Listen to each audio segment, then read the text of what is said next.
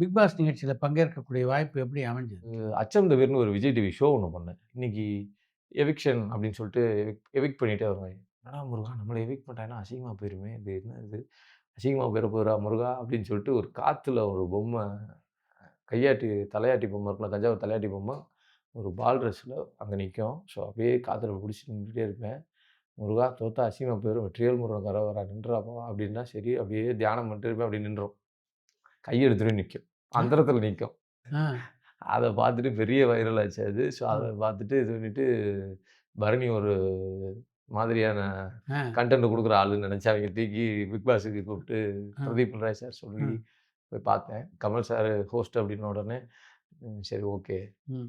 என் பூர்வீகம் வந்து ராமநாதபுரம் மாவட்டம் பரமக்குடி. கமல் சாருக்கு நம்ம நம்ம ஃபேமிலி எல்லாமே அவங்க எல்லாமே வந்து எங்க மாமாலாம் கமல் சாரோட ரசிகர்கள். மன்றதுலலாம் பார்க்கணும் அப்டின்னோனே, சரி இது நம்ம பார்க்கறதுக்கு ஒரு வாய்ப்பா இருக்கும். இதுவா இருக்கும் அப்டின்னோனே, சரி அப்டின்னு சொல்லிட்டு நான் போனேன். என்னென்ன பிரச்சனைலாம் அங்க எதிர்கொள்ள வேண்டியிருக்கும்னு சொன்னாங்களா உங்களுக்கு? அதெல்லாம் எதுவுமே இல்ல. சொல்லல. எதுவுமே சொல்லல. ம். பரணி எல்லாத்தையும் அடிச்சு தூள் கலப்புவாருன்னு நெனச்சு அவைங்க உள்ள போட்டாய்ங்க.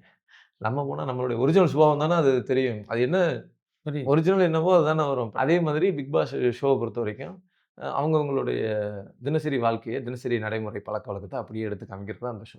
அப்படியே எடுத்து காமிச்சுட்டே இருக்கும்போது, மக்கள் 1,00,00,000 ஓட்டு போடுறாய்ங்க. நம்மள ஏத்துக்கிறாய்ங்க. பட் என்னால உள்ள இருக்க முடியல. அந்த அவங்க பண்ற விஷயங்கள் கார்னர் பண்ணி நம்மள ஒரு மாரி துன்புறுத்துறது, வைக்கிறது. நம்ம யாரையுமே வதைச்சு ஒரு பேர் வாங்கணுன்றது நமக்கு அவசியமே இல்ல.